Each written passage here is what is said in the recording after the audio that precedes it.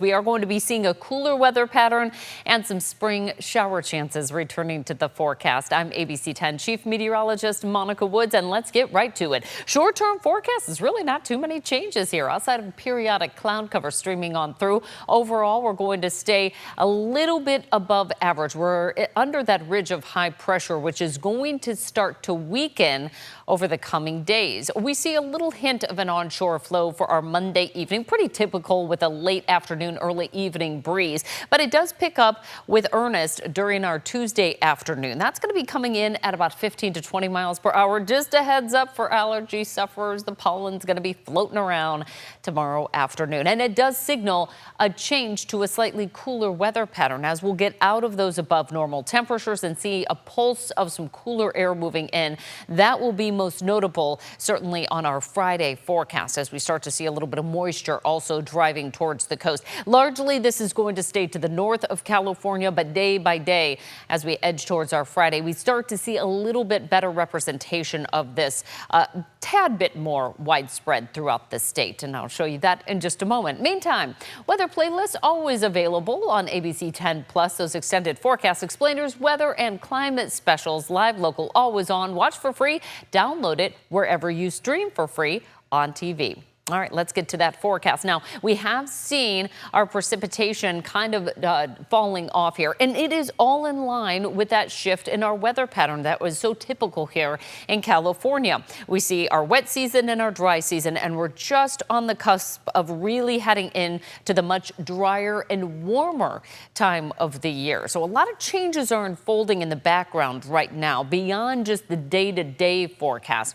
Our average highs are going up. You can see by next month, we're up to about 81 degrees for that average high. We'll peak in July at just slightly over 94 degrees for our average high. We have seen some pulses of some warmer weather coming through. Top 5 warmest highs so far this year. April 14th at 89 degrees, so really close to that 90-degree mark. March 25th, we saw 88, and we've seen a couple of days here recently in the mid-80s. April 9th, 10th, and 11th. Even this past weekend was on the warmer side in the 80s as well. This is contributing to Sierra snowmelt. Rivers are running high and fast, as well as very cold. That cold snowmelt coming down the hill and filling many of our local waterways. So you can see the snow water equivalent here on April 1st. Widespread, decent snowpack here. Lots of water content as the weather has continued to warm. You can see how that is eroding throughout the Sierra spine. And again, this is all part of the transition that we see in California, much needed as well, because now we're starting to store that snow melt. Look at the increase at Lake Shasta, our biggest reservoir in the state. So water managers tend to kind of try to empty that as low as possible during the wet season and then make space for the potential for flooding. Any of those big systems coming in, those big atmospheric rivers that can deliver a lot of moisture.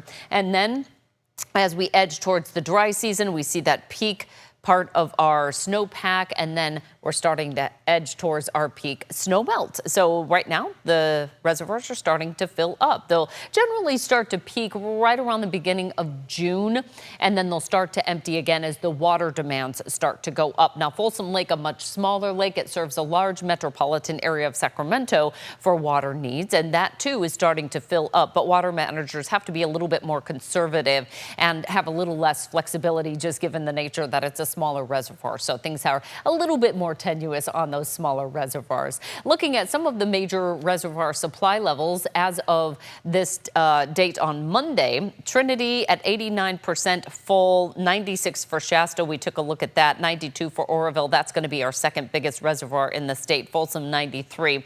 Everything running above average. So these are the latest readings out of the Department of Water Resources in California. New Melones and Don Pedro about 85 to almost 90% full. San Luis, that's going to be our off-stream pumped reservoir. It's a little more flexibility because it's not a direct snowmelt fed Reservoir. That's managed largely by our water managers here in California. And then Millerton, again, a little bit on the smaller side, 77% full and over 100% of average.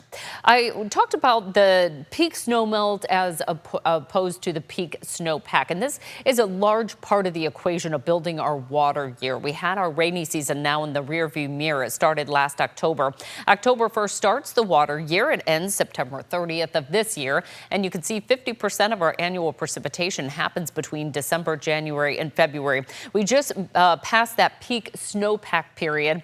That happens generally on April 1st, and then we really start to see less systems coming through. They tend to be warmer, and the peak snowmelt starts to happen. This, in fact, happens right at the point where we start to see water at its highest demand. We also incorporate in there our highest temperatures, and so we're seeing evaporation. We're seeing water needed for many of the agricultural areas, as well as water supplies for folks that might need it just for their homes as well. Groundwater would be included in that, where they're able to pump that water from underneath the surface. So with the end of the water year, we're going to take a look at how things have progressed over the past couple of years. We're actually in pretty good shape. I know these numbers look a little dire for this year, but given that the last 2 years we had some pretty decent numbers here and certainly some good snowpack, that is all part of the bigger diversity profile. It's not just sheer precipitation numbers here in the state. It has to do with a number of factors, including imports as well as snowpack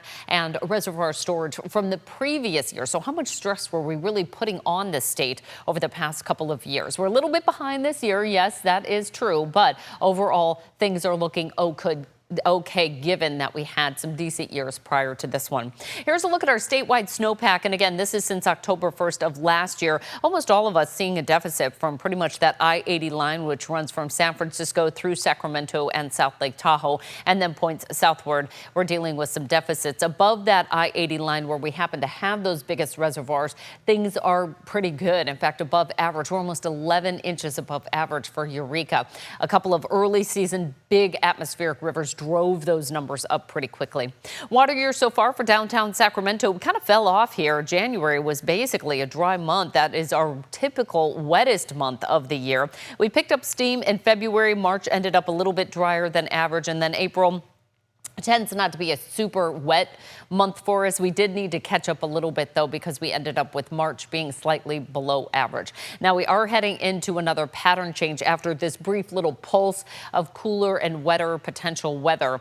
Longer range 8 to 14 day climate outlook from the Climate Prediction Center, indicating that we will be heading into a likely warmer period for the very end of April through the beginning of May. And then as far as that likely wetter scenario, it does shift ever so slightly off to the east, whereas likely drier conditions will persist throughout California. Again, all of this being said, this isn't atypical. This is what we expect this time of year. Fewer storms coming in, more dryness starting to settle in. So it does beg the call for a quick check of that drought monitor. And we haven't seen any changes, and I wouldn't suspect we will see changes until we dig deeper into the drier season. So our drought severity and coverage index is still at 130, and you can see none of the state covered in drought, 43.71%, dry 56.29%. We haven't seen any change week to week, so we're kind of status quo right now.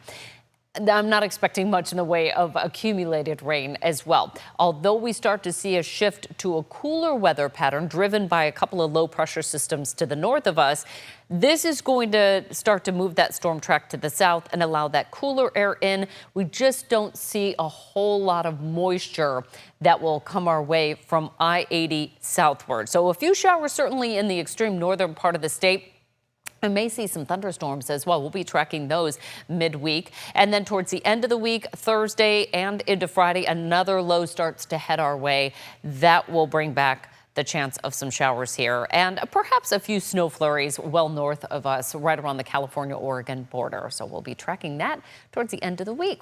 Beyond that forecast, now there's still some moisture out there in the Pacific. Currently, the storm track is favoring that to go to the north of us, but perhaps another little pulse of some cooler air as well as a slight chance for some showers very early into May, but this is pretty early in the game to call for anything definitive.